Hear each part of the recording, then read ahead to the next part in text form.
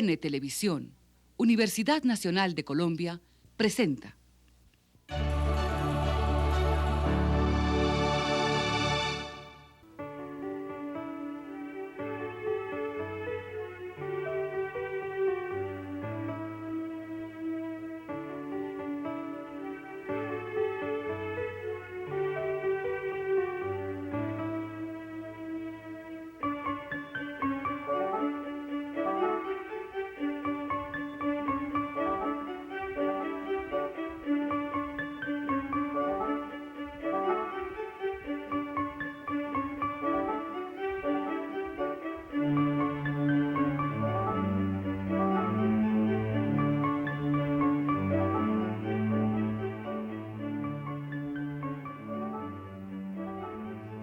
Yo nací en Bogotá, en la calle 22, en carrera séptima, frente al Teatro Faenza, en 1921.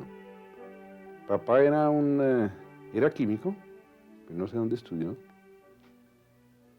Era de una familia oriunda de Pamplona, que habían llegado hacía no muchos años. Mi abuela era médico también. Papá era una persona de una gran cultura, ateo, gracias a Dios, como decía Buñuel. Y entonces yo no tuve enseñanza religiosa por parte de él. Él era muy respetuoso y yo le preguntaba a veces por qué se quitaba el sombrero al pasar por las iglesias. Me decía, por respeto con los que creen, pero él jamás entró. Yo no sé si a mi primera comunión fue. Me hicieron hacerla porque eso era lo corriente en ese colegio y en esa época, ¿no? Mamá era una persona de mucha vida social, pero ella sola, papá no. Yo no recuerdo haber visto, sino tal vez una reunión social en mi casa y en mi vida, en la casa de ellos. Él era sumamente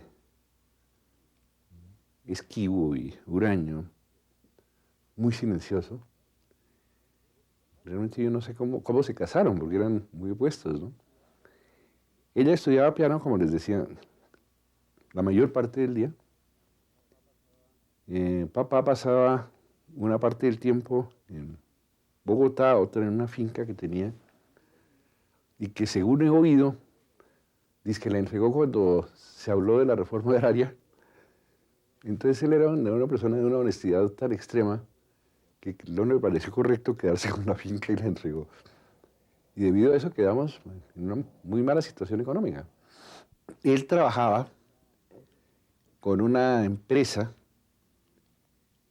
de producción de aceite de palma de coco en una región cercana a La Dorada que lindaba con el Magdalena. Entonces yo le oí decir que la gran cantidad de personas con quienes él trabajaba eran presos que se habían fugado y se escondían en esa parte selvática. Entonces yo creo que por eso desarrolló también un carácter muy fuerte y pudo manejar esta gente. Pero el conocimiento de la mamá fue algo bastante casual.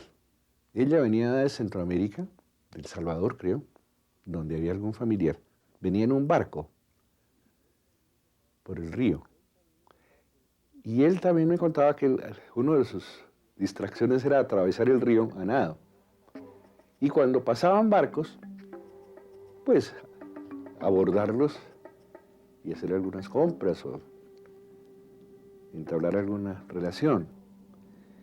Y en uno de esos barcos venía mamá con su familia. Era una mujer bastante atractiva. No diría que bonita, pero sí atractiva y muy simpática. Entonces yo creo que se gustaron mutuamente. Y sobre todo el ver llegar a nada a un hombre muy buen mozo, de una complexión atlética, pues para ella fue algo muy sorprendente.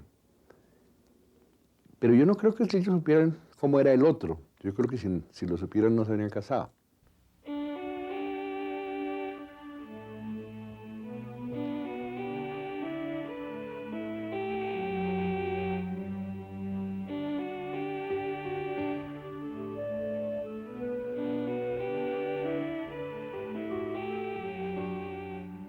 papá, como era tan de avanzada y estaba muy al tanto de las nuevas teorías educativas, entonces con un gran esfuerzo me puso en el gimnasio moderno, que era lejísimo de mi casa. Yo vivía en la calle 19, un sitio horrible, pero no pude mantenerme sino un año por el factor económico. Entonces después me puso en un colegio protestante, en el colegio americano, me parece. Otro año en el colegio inglés. Finalmente en el Politécnico, porque quedaba cerca de la casa. En ese entonces vivíamos en la 54 y el Politécnico era en la 57. Un colegio muy malo y muy aburrido, pero no había dinero para algo mejor, de manera que esa fue una frustración para él, no haber podido mantenerme en un colegio donde hubiera modalidades nuevas en la enseñanza. Yo salí del Politécnico con mucho agrado y entré a la Universidad Nacional, lo cual era bastante difícil, siempre ha sido difícil, pero en ese entonces creo que nos prestamos, no sé, 2.500, no sé, en todo caso estamos 80.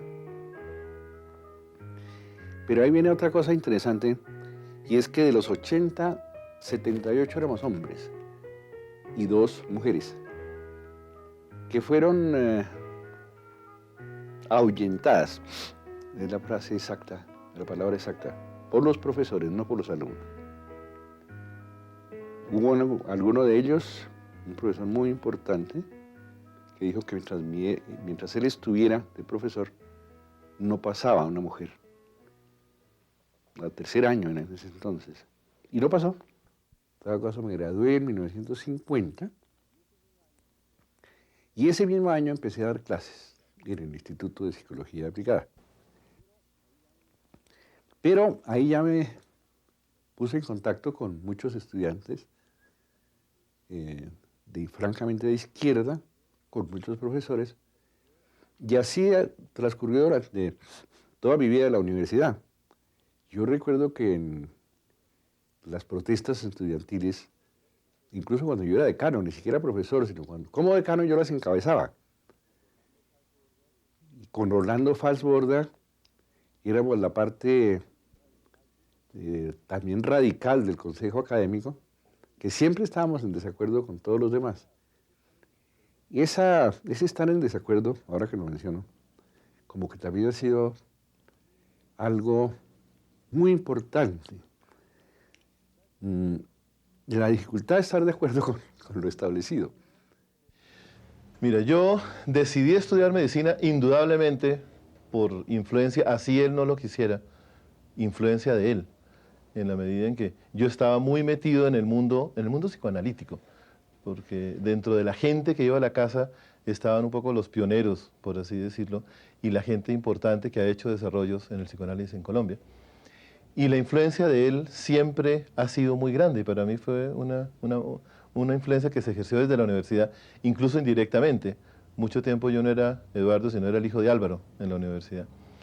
Yo decido hacer psicoanálisis también, porque pienso que era la manera, era eso o era la psiquiatría tradicional.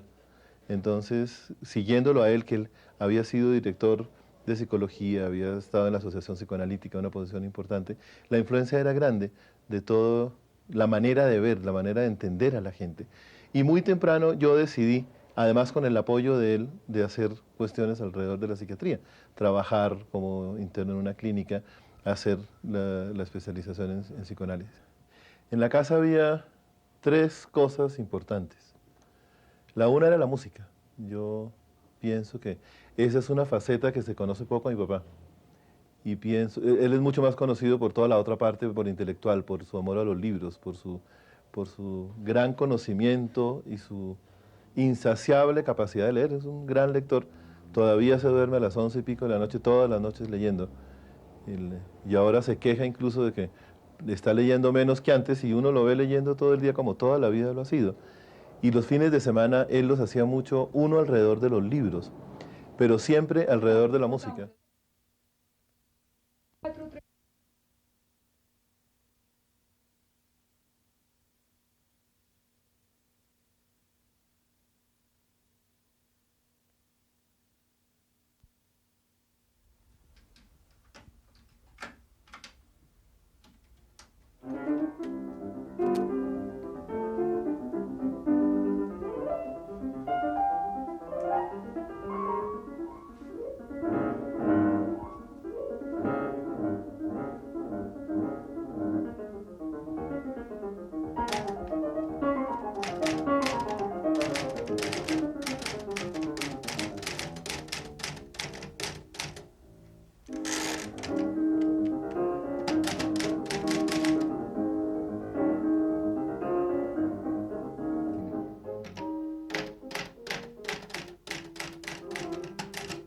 Pero lo fundamental todo el tiempo fue la música, tanto en la casa del tío, donde había un primo que es un gran pianista, nunca es psiquiatra también, pero fue una persona bien importante musicalmente. Llegaron a armar una orquesta, por ejemplo.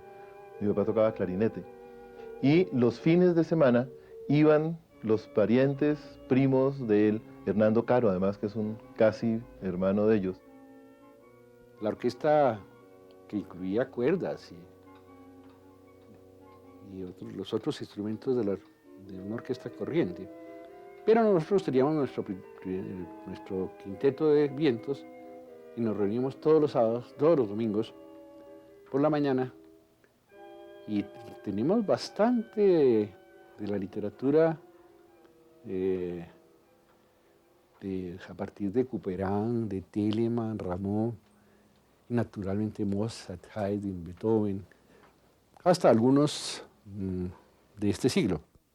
Yo fui siempre muy bisoño en eso porque no me quedaba mucho tiempo para estudiar, pero de todas maneras le dediqué varios años. Yo tocaba el clarinete, mis hermanos, Roberto, el que me sigue, toca el fagot y lo sigue tocando. El otro hermano, que era Bernardo, murió hace unos años, él tocaba oboe y flauta.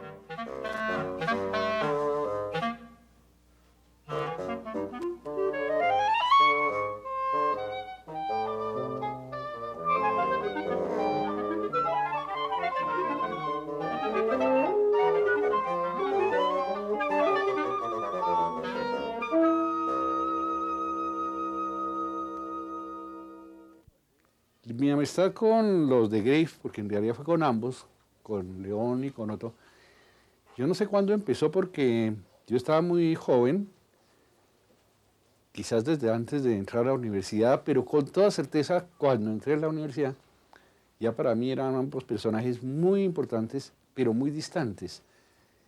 Había una buena diferencia de edad. Además era yo un estudiante y ellos ya eran de grande importancia.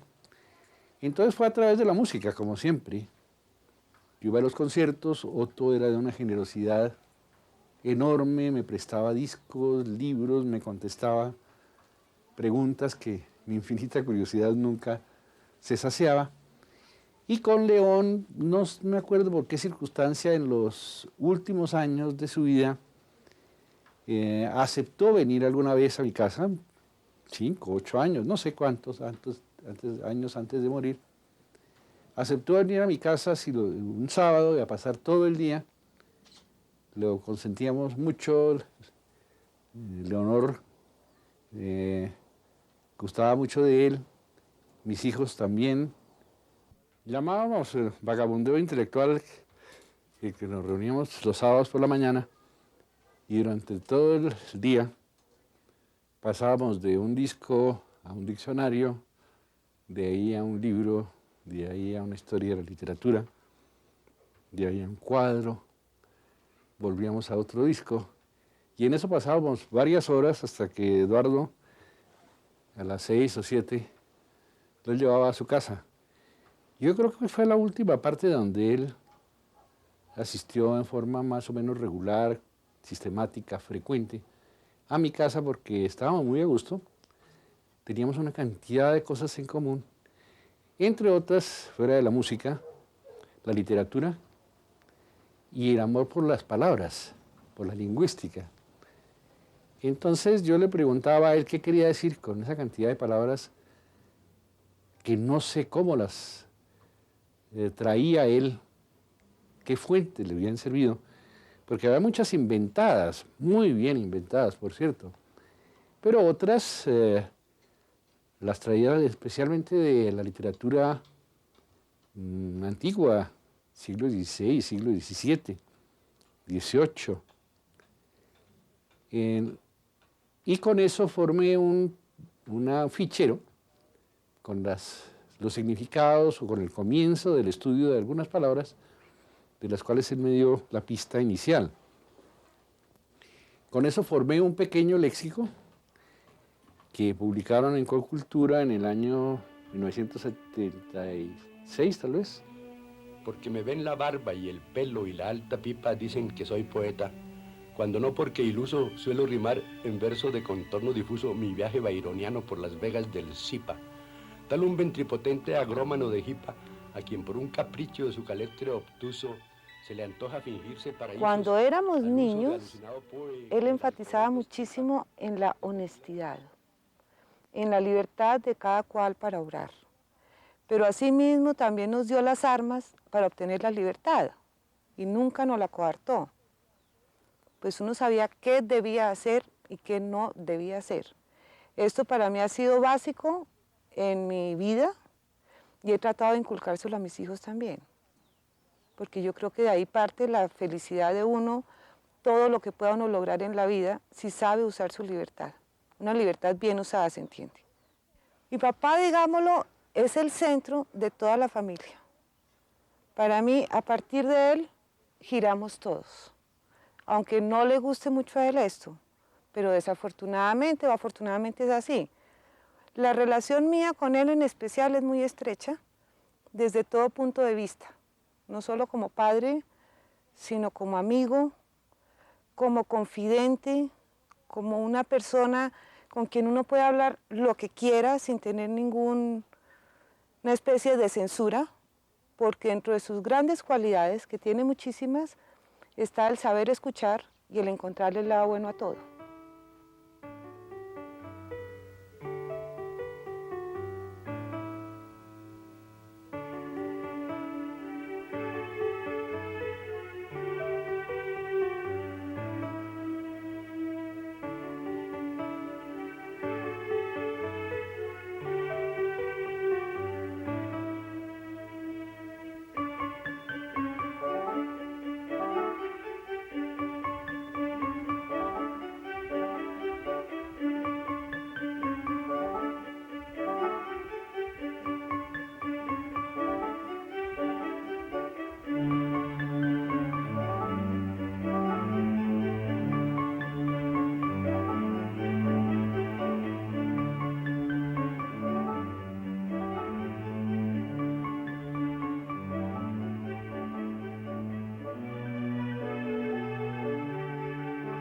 Papá sí me inició en la literatura. Yo no sé cómo aprendió él francés, inglés, un poquito de alemán. En todo caso, yo aún tengo, de los libros que más aprecio, son las obras completas de Molière, que eran de él. Lord Byron. Tengo un diccionario Webster's muy antiguo. Y era una memoria sorprendente. Y recuerdo que un tío, Carlos, el papá de los Villar Borda, también respondía a la cantidad de preguntas que le hacía, porque todo esto estimuló una enorme curiosidad. Ya después lo veremos, pero quizás una de las cosas que más han guiado mi vida es la curiosidad de saber siempre por qué son las cosas. Cómo funcionan. La cantidad de relojes que yo dañé, por ejemplo, debió ser enorme. Con cualquier máquina que yo viera tenía que desbaratarla a ver cómo era que funcionaba. Y de ahí directamente pasé a interesarme por la fisiología. A ver cómo éramos los seres humanos, cómo era nuestro funcionamiento. Papá no era médico, pero sabía mucha medicina. Y teníamos bastantes libros, me contestaba también varias preguntas. Entonces yo no estudié fisiología porque de esos estudios no hay una facultad de fisiología. Entonces entré a medicina, pero para estudiar fisiología hay que saber anatomía. Y ya, habiendo terminado segundo de medicina, pues ya continué. El Grupo de Proust es una organización mundial que tiene su sede en Combray, una ciudad a unos 120 kilómetros de París, cerca de Chartres, donde él pasaba vacaciones y aparece en su obra con el nombre de Illier. Perdón, el nombre de la población es Illier. Aparece en la obra con el nombre de Combray. Entonces la sociedad, que se organizó hace unos 40 años, algo así, tiene un boletín yo tengo varios números, me hice socio de ese grupo en el año 73, cuando hice una peregrinación a Combré, a la casa de la tía Leoni.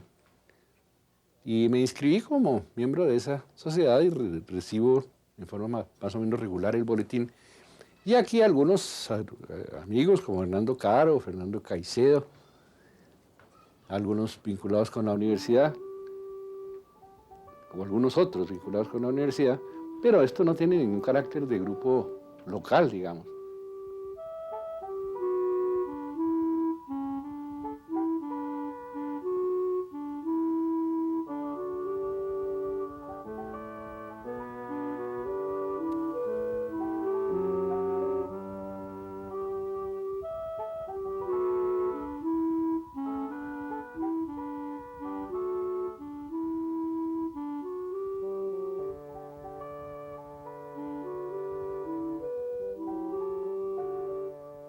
El papel del doctor Álvaro Villar en la psicología colombiana yo creo que es muy valioso porque él es un psiquiatra, psicoanalista, que empezó su trabajo hace muchísimos años y en la época en que la generación mía, que fue de las primeras generaciones, empezó a salir, nosotros no teníamos derecho a trabajar en el campo psicoanalítico ni podíamos hacer realmente terapia. Se nos enseñaban algunos elementos y algunos instrumentos, pero no podíamos ejercer con cierta facilidad.